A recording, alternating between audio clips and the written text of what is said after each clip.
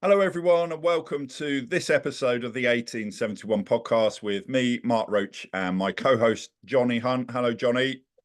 Hello, how are we? All good? I'm very good. Yes, very good. Good weekend in terms of the result, and we'll come on to that. Yeah. But before we kick off this episode, just a reminder that we've got the three Reading FC Legends events coming up at the Purple Turtle in Reading next month. That's three Q&A events with former Reading players. And the three events are as follows. Sunday, November the 10th with Nicky Shorey. Sunday, November the 17th with Adam Lafondra. And Sunday, November 24th with Jem Karachan. All three events are at the Purple Turtle, and all three events start at 1 p.m. So there'll be a Q&A, then there'll be an opportunity for questions from the audience. There's still tickets on sale at £12.50 each. And if you'd like more information about how to buy tickets, you can send a WhatsApp message to the following number. So it's 07842 627 548. So if you are interested in tickets, send a WhatsApp message, and the number is 07842 627 548. And Johnny, just talking about those three names there, they all played for Reading in the Premier League. Nicky Shorey played for England while he was at Reading. And that was, I think I'm right in saying that was in the era when Ashley Cole was England's left back. He was the main man in that position. But Nicky Shorey, what a player he was for Reading. Yeah, definitely. And only I think it only cost 25 grand as well, I think, was it, when they got him from Orient back in the day. Yeah, well, that was the theme back then, wasn't it? I mean, some brilliant purchases. We mentioned, whenever we're talking about this sort of thing, we mentioned Kevin Doyle on a regular basis. Peanuts compared to the amounts these days, and it doesn't seem that it is quite a long time ago now. That first season in the Premier League, the 106 season, but yeah, they were all legends, but as a left back, I mean, he's one of a handful of fantastic left backs we've had over the years. You sort of include Ian Hart in that category, but many people would say Nicky Shorey was number one in Reading history. If you were putting an 11 together, Nicky Shorey would get in many Reading fans' teams. So he's doing the first of those three Q&As, November the 10th, Sunday, November the 10th, starting at 1 p.m. And then the next two Sundays Q&As are with Adam Lafondra and Jem Karachan. Both played for Reading the last time they were in the Premier League, part of that fantastic team under Brian McDermott. Both of those teams really, fantastic time to be a Reading fan, wasn't it? Yeah, and I think Adam Lafondra, he's got some record, I think, compared to Haaland, isn't it? Most goals per minute or something in the Premier League. Yeah, something like that, and he's still playing. So he's getting on, and I think the thing with Adam Lafondra is he's he's popular because of his goals, but he's we talked on the last episode about Michael Gilks, what a player he was, but he's also a really likable guy, and Adam Lafondra falls into that category as well. So look, really looking forward to all three of those events, and obviously reminiscing. But let's bring it back to the current state of affairs with Reading FC. Now, I think it's fair to say that it's gone a bit quiet again as far as the takeover goes, which is a bit worrying, as that's exactly what happened last time round. So, are we worried about that, Johnny, or are we thinking, let's just hope it's happening in the background, and we'll suddenly get an announcement, a bit like Thomas Tuchel being announced as the England manager? Is it kind of fingers crossed and hope for that sort of situation? I hope so. I think it's still a process. I think it's still being dealt with. I think you've learned the lessons from the last one when you come out all guns blazing and publicity and everything else. Maybe this is just being done, quietly behind the scenes, and like you say, when it's I've not heard anything to say it's not happening. You know, you usually hear whispers, don't you, of something's not gone right. So I'm trying to be positive after a weekend of positivity with the team to keep positive on that as well. Yeah, it's a tricky one, that news that come out about the loan against the stadium. And you know, we had that story. We were told by what I consider to be a reliable source, someone that I trust, someone who's got integrity, telling me about this. You know, Rob Couhig negotiating down to 8 million. And when you think of the loan against the stadium, I don't know if this is what happened, but that would kind of make sense if you're trying to buy a football club for 30 million pounds, and then all of a sudden you find out, oh, you don't get the stadium unless a 55 million pound debt is paid off.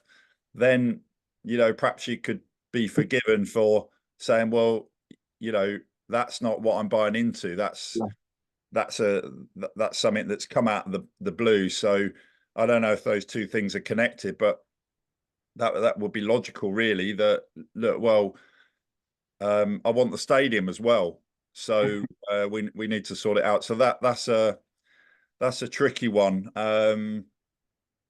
So the news on that is that the new owner can't buy the stadium, can't buy the club with the stadium unless that loan's paid off. So there's talk, Johnny, of a potential buyer in China. Someone in Hong Kong's been mentioned. So yeah, let's just keep our fingers crossed, eh? Yeah, I think so. I think it's just, I think that's what will happen, have to happen, and times, it's the middle of October, and hopefully things will be done by Christmas at the latest. Being realistic. Yeah, and a lot of we've talked about this on previous episodes. One kind of positive that came out of what happened last time round is that a lot of that kind of due diligence has been done. A lot of that work's been done. We know that there's transparency now about the issue with the stadium. So the latest news, as far as we understand it, is that we have a still as yet unknown potential buyer who's got exclusivity. Nigel Howell not involved in the process at the moment because of his football ban. And we also have the story that came out in the Reading Chronicle about the US and Saudi consortium, I think being led by former QPR player Mark Bircham. They're waiting in the wings. So it feels like there's some positives there, and let's hope it's kind of an England manager situation where all of a sudden we get the news and we might find out like a few days early or a day early, but we don't care really as long as it happens. So this, I think the sticking point has got to be the issue with the stadium. I mean, Johnny, what do you make of that? And it's just typical worried Reading. are you? Oh, look, it's just nothing straightforward with Reading Football Club. I think actually, I think it's more. You're right, but that's because of the owner, isn't it? And it's a messy situation. But I think the previous owner owning the car park and it is a mess, and it does need some unraveling. And I think it's going to take some negotiations to sort it out. But hopefully that's happening at the moment. Yeah, and I think like you said, that any possible owner is aware of the situation. They know what they're buying into. So it's not like they're being surprised at the last minute and going, "Oh, hold on, I've got to tell you this." So you hope with that in play that people are still interested in the club, which they seem to be. That's not an issue for them. Yeah, and I think, why wouldn't you be interested in the club? Because you've seen it with loads of clubs. I mean, Bournemouth in the Premier League, Luton getting up to the Premier League, Brighton are now established club. They were where Reading were before. Even Man City all those years ago were what is now a League One club. The list goes on. Brentford, etc., Ipswich. So if we get the right owner in, we're set up to go back up to the Premier League. There's no doubt about that. I mean, we've done it.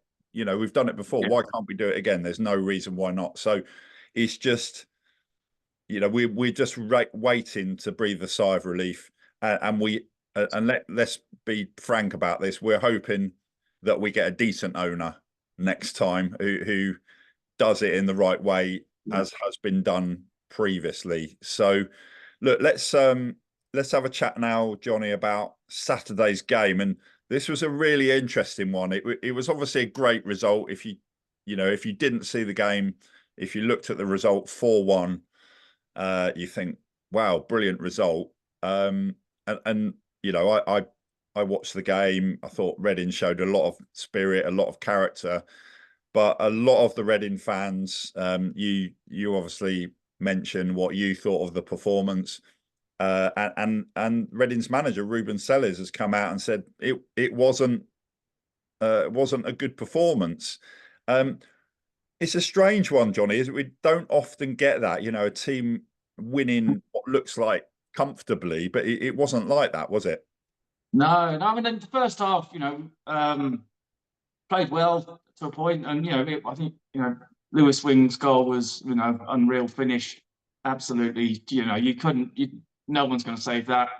And you kind of go in at half time 2-1 on top, but they created a lot of opportunities and looked dangerous. And then the second half, it was like Reading was still in the change room for probably 20 minutes, where how they didn't score was down to some great saves by Button, Tyler Binden's goal line clearance, and obviously Mbengu's goal line clearance in the first half after Button's mistake. That kept us in that. But the second half, they could have scored 4 or 5 goals before we got going. We got that third goal, and that kind of changed the momentum. It was a great finish by Charlie Savage. But up to that point, it was 50-50. You could see us going, then getting it back. They were back in the game. They just couldn't finish, and that's football. It's cliche, but if you don't take your chances, and they had corner after corner, but that every side goes through periods in games when they're not on top, and you have to find a way through it and find a way to hang in the game, and they did.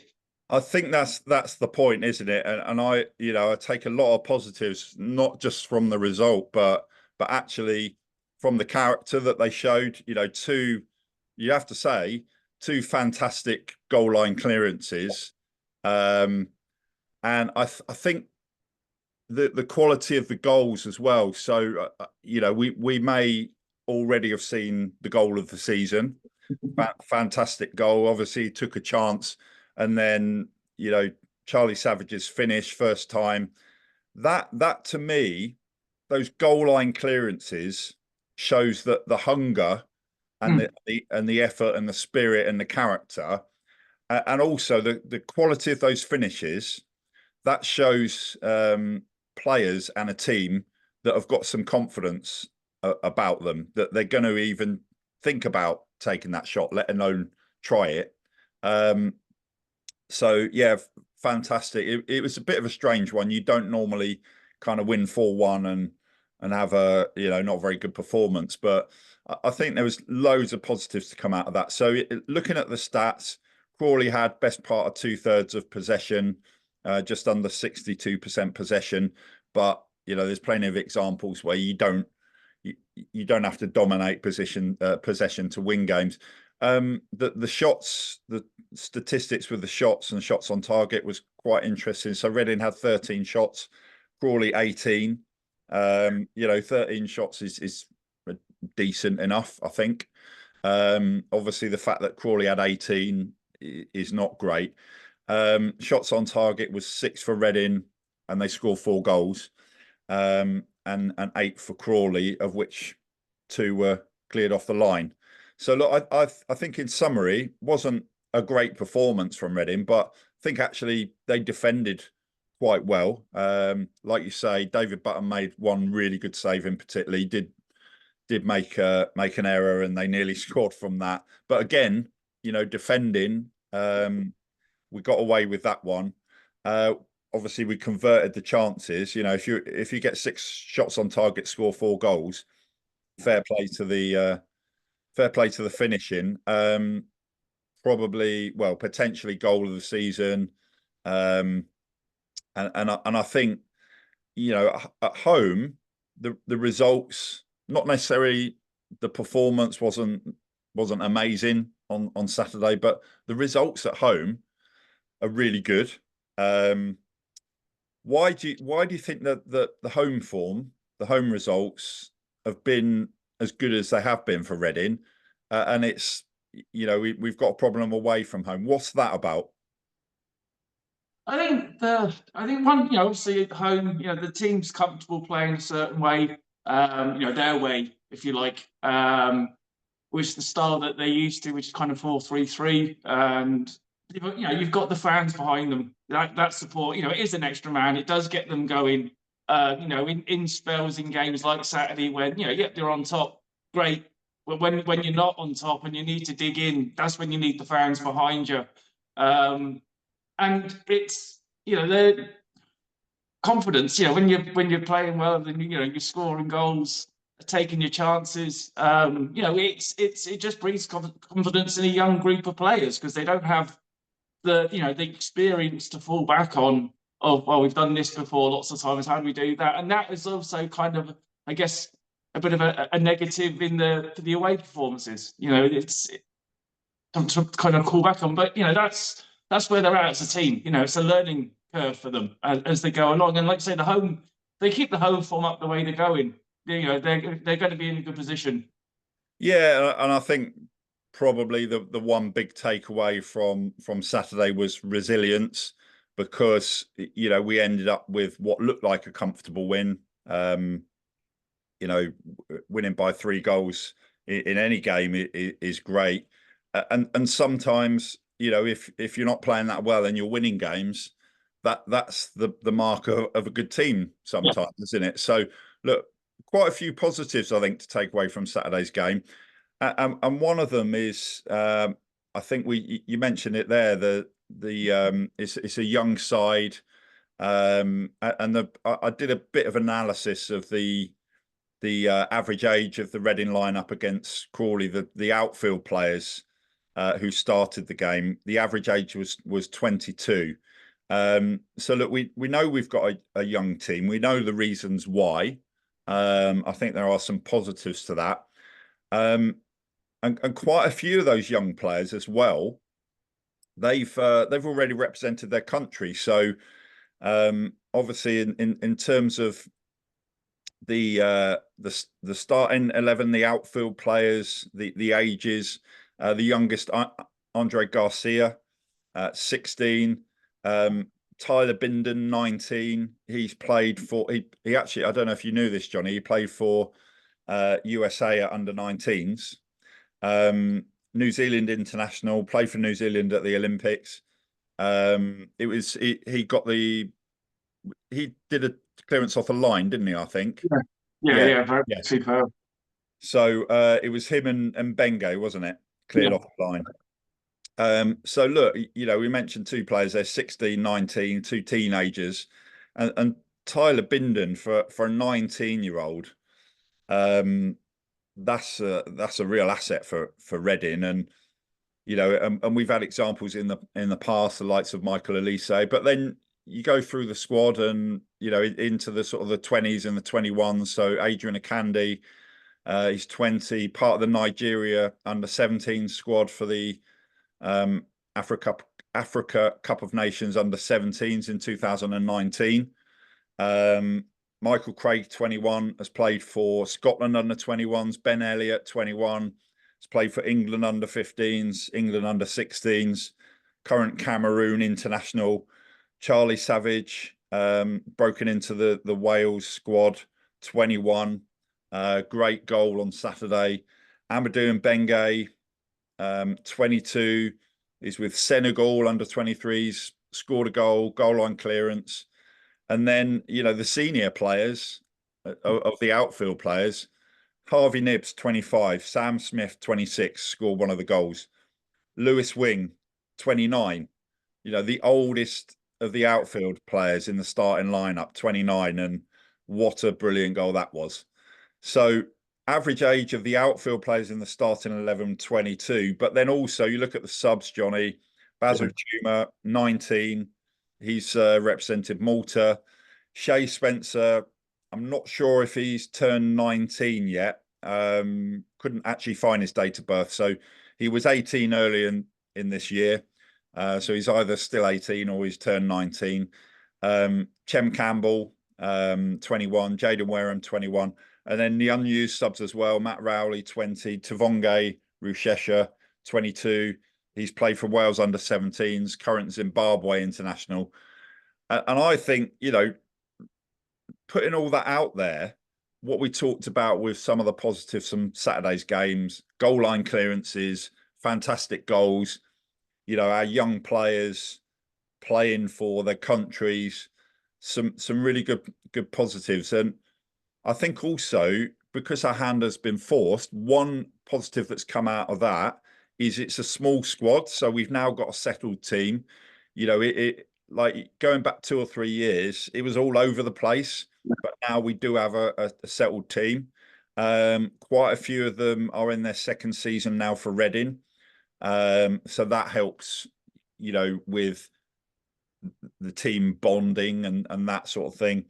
And the young players are gaining more experience.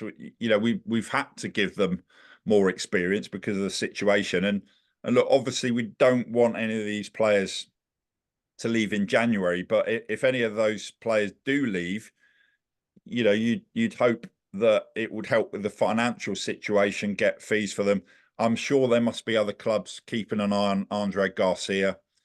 You know, there's actually a lot to be positive about at the moment, despite what's going on off the pitch.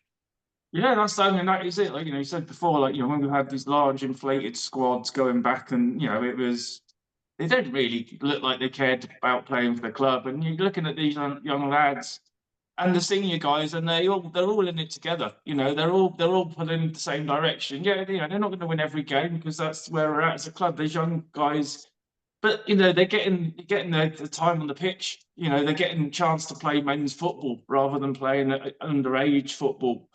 So they're only going to get better as the more games they play. And you can say, like with Tyler Bindon, I think, you know, at the start of last season, nobody would have expected him to be where he is now as a player. And he's unreal, and he's still going to keep getting better and better. And I think probably he'll be one player that will play at the highest level. I think, you know, he has those attributes. Not hopefully for a while, and hopefully it's with Reading, but he just seems, you know, for a 19-year-old, like you say, he's very calm, very a good, solid presence.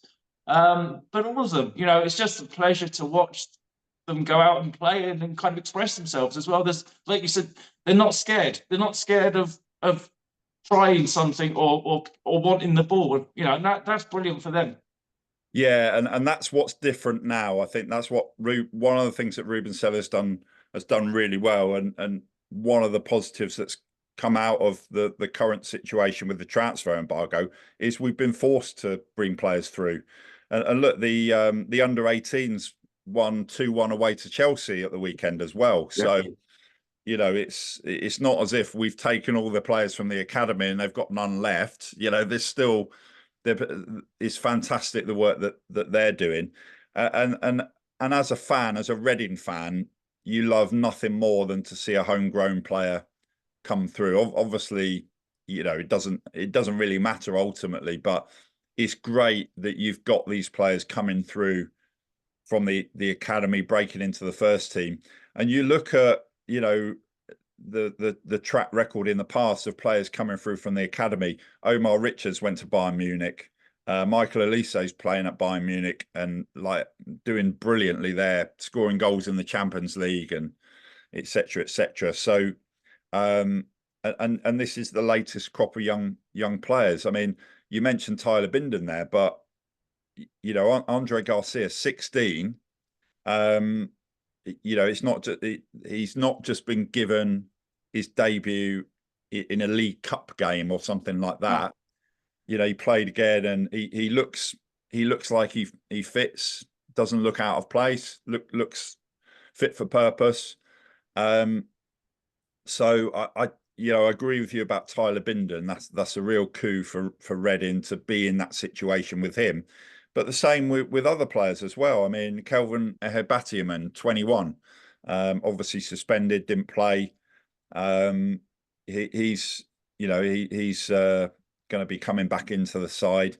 And I think the fact that we've got a settled side with all those young players, that's a real big positive. And actually, after that win, we moved up to 8th in League One, 2 points below the playoffs. And then after the other games on Saturday, we ended the weekend in 13th place, but we're still only 2 points below the playoff places, game in hand. And Reading have won 3 of their last 4 games. And I think, Johnny, it's fair to say it's been a good start. I mean, it's possibly been better than we hoped for, especially with everything else going on. Yeah, definitely. You know, see say like, for those young players, if you're in the under 18s, you're looking now going, geez, I've actually got a chance of making the first team. You know, you can see that pathway, which must be a huge motivator. And I'm sure, like, we've talked about, with Noel Hunt and Ledgerwood and Jilksy, they're getting these players up to first team standard, and they know what the expectation is when they're playing. So, all of that put together, and like you say, it was 16 points after 10 games. I think anyone, we would have taken that as a start from where we were. The only issue is, and we kind of got better last season, is their away form. We got the draw at Birmingham first game, and that was a very good point, pretty good one. But then we've had a couple of heavy losses, and that's the one outstanding issue that we, as a club, that and the players and the coaching, that needs to be fixed. We need to be competitive and find a way that works in those games. You're always going to get a bad result every now and again. That's fine, but to try and find the way that we set up, or the way that we play, that we're hard to break down. We're not going, giving 2 or 3 goals away easily, and then it's game over. So, but that's just where we're at as a team. That's a learning process, and for me, I think the one thing I would say, and this is what I'd like to see, I think something like having Harley Dean coming in, probably maybe for the some of the away games, just because of his experience and his knowledge, that to help the young players at the back when they're under siege. And he's still he's very knowledgeable, and he's been a leader. Something like that we haven't used him really. And he's been injured and he's not been in. Maybe he doesn't suit the way that Ruben wants to play, but I think the away games, it's a different kind of football that we have to play, and he'd be the sort of person that would lead from the front. I think also, Johnny, if you think back to the team that we had the first time that we went up to the Premier League, it was by and large a lot of young players, similar ages, early 20s, and you can see that bond developing with the team now, with those players. There's a lot of young players in there, starting from 16 up to sort of 22. That's half the team, basically, of that age. And also, this is quite exciting for me. We've got Andre Garcia coming through, getting into the first team, age 16. Chances are we'll have a few more coming through, and they're not going to be the youngest player in the team. We'll have people that have come through perhaps 17, 18, 19. So we've got a few more to look forward to, I think. And Johnny, I've got a question for you. I think this is a concern. That there was a bit of speculation about this in recent weeks. What's your gut feeling about Ruben Selles? Do you think he will stay to the end of the season at least, no matter what happens off the pitch? I hope so. I wouldn't blame him for doing whatever he did, but I think he's got that bond with the fans and the players, and I think that's something unique that he's helped create. And the fans, had the banner out for him on Saturday because we appreciate what he's done and what he's doing, and I think the players seem to love working for him, and the togetherness.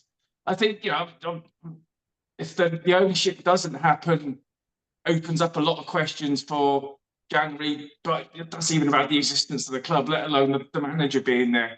But like we said earlier, there's no, we hope that it's going to be done, and if it is, then it'll put Ruben, with an opportunity to bring players in. But if it ain't broke, don't fix it. He's what he's doing with the group of players he's got there is remarkable. And I'd rather see a 17-year-old or 16 Andre Garcia coming in playing, giving it his all as a young Reading player than someone who's done the been everywhere. He's just coming in on loan just because he wants the money or whatever. And I say, listening like Harley Dean, Guzman's experience, he's a handy person to have in that squad because he's an older player. He's been around. That helps younger players develop as well, and as a voice to listen to, and when situations, because they're all learning on the job. And like you say, Lewis Wing's 29. He's one of the senior players. So it's I hope he'd stay because I think seems a very loyal, decent man, and he likes being at Reading. I think he's been given kind of probably more scope to run the team than probably other managers would just be a coach. He's kind of like been left to do everything. So I think I can't see him going. Unless a big job comes in for him, but that's what happens in football. Yeah, we'll see. Obviously, January is going to be interesting. We don't know if we'll have a new owner by then. We don't know if it's going to drag on beyond that, or if any players are going to leave, etc. So, to an extent, we've got to keep our fingers crossed. But loads of positives. But tomorrow, we're away to Exeter, one of the promotion challenges. That's going to be a tough one, but you're going to get these difficult games, like you say, drew against Birmingham. Tomorrow night, I think for me, if we come away with a draw or a win, brilliant. But we want to see a bit of a reaction to Saturday's performance. Not obviously the result was good, but hopefully a few things will improve in terms of the performance. What sort of approach do you think Ruben Sellers will take for tomorrow's game? It's a tricky one, isn't it? Because you can be overly defensive and then invite pressure on, and I don't think that's the way. Because that's what we saw on Saturday for those 20 minutes. We couldn't get the ball, and it was bombardment for that time. Whereas I think if we go out and just play our game and play on the front foot and play positive football. We can't sit there and defend and hope we're going to get a 0-0 draw. Because I don't think the players can do that.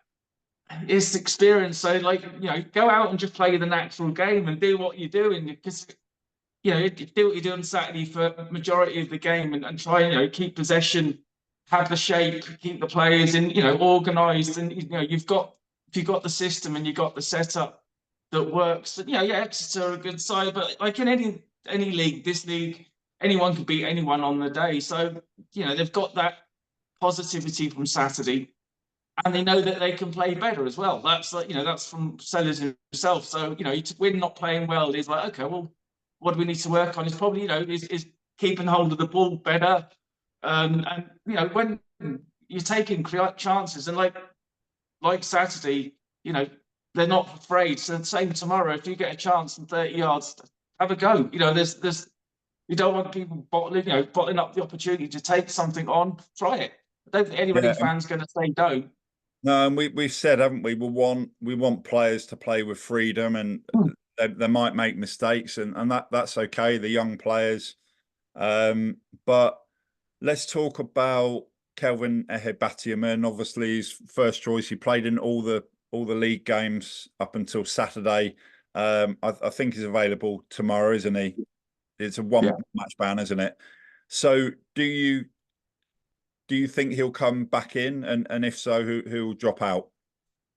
Well, I think probably on Saturday, I think Harvey Gibbs was kind of playing in his kind of role, and I don't think it's his best position. He's more suited to sort of central midfield, or in midfield across the three. So I would probably think he would come back in, unless Gomes after sending off that maybe he needs to be on the bench just to you let the team down. maybe that's his kind of mentality. For Ruben, I think the team's more important than the player. But if he does come in, I just see it be a straight swap. Whether then Charlie goes back onto the bench because he's kind of been on the bench a few times, and he brings Nibs back into the midfield. That's either way. There's still good players playing either position, and then whoever on the bench has got a point to prove as well, because nobody want to be dropped after winning 4-1. Yeah, but also there's the issue with the performance and Ruben Sellers. I don't know whether he was just being honest and transparent, or whether there was a message in there for the players, because he's very considered with what he says. So he might have done that for a reason, to get a message through to the players, to get a response in terms of the performance, and also the fact that Kelvin Ehebatiaman didn't play on Saturday. He's had a bit more rest, so it might be an opportunity to bring him back in, give someone else a rest. Yeah. But look, Johnny, let's just sort of do a recap on Reading's season so far, and let's look at the other teams first. I think obviously with that great game against the great result against Birmingham City, all the teams now in League One have played at least 10 games each. So I think it's looking like Birmingham are living up to their pre-season title favourites, really, doesn't it? Yeah, they've spent big. That's a huge factor. But and Wrexham obviously have a bit built on the momentum of previous seasons, and they've spent fairly big amount as well. But they've got a way of playing under Parky, and that they're all comfortable with what they're doing. And that's why you've had Mansfield up there as well. Had a good start from the season for being promoted. Then down at the bottom, Burton struggled last year. They're struggling again this year. It's I think the three sides are kind of a little bit surprised. Peterborough, Bolton, and Wigan kind of really haven't found their way yet. They're kind of mid-table, kind of would be expected to probably be up there, sort of around the playoffs. So, but it's still early days. 10 games is a good marker. The next one will probably be Christmas. You look at then where the sides at, because the games will be coming thick and fast. So for me, looking at obviously where Reading were in November of last year, where they were bottom, we're 16 points in. That's great. That's I think anyone would take that as a starting point for us. Where we can go from this is build on it. But we're not chasing our tail like we were last season for a lot of it. That's huge. And what do you think, Johnny? The rest of the season might look like for Reading. Obviously, it might depend on what happens off the pitch. If players leave in January, maybe the manager's going to leave. We just don't know. We're going to have to wait and see. But as things stand, it's been a good start. I mean, you can see, Reading are looking good for a top half finish, aren't they? Yeah, the only issue is about as if you get injuries and suspensions, you're really you're relying on the young players. But as they've shown, they're not scared to get stuck in and fight for their position. So they'll have a point to prove as well. But that's hopefully to me that we can get through to January. Hopefully the new owner will be there. Ruben hopefully will still be there, and then we can possibly bring a few players in just to build up the squad, because it is very young. You are going to get injuries, and you do need a bit of depth because you're playing, a bit of rotation, like you're saying. You might, choose tomorrow. And I think, explain to the players you do need a break. Like Sam Smith, Sam, he does a lot of work up front for the team. Jaden Wareham's waiting in the wings to try and prove a point as well. So it's not like, haven't got replacements, or Kelvin can play up front, and sort of as a main striker as well. So he's got options of rotating players over the next number of games, and there's no reason to doubt what he can do. It's just I think a case of just game by game and seeing what progress we can keep making. Look, in the grand scheme of things, Johnny, for a lot of Reading fans of our age who have supported the club for 30, 40 years or longer, we remember back to, obviously, you know, it's a messy situation with what's going on off the pitch. But we remember the days when Reading were basically a yo-yo club between what is now League One and League Two. And back then we could have never dreamed of being in the same sort of league as the top clubs, you know, the Premier League, Division One as it was back then.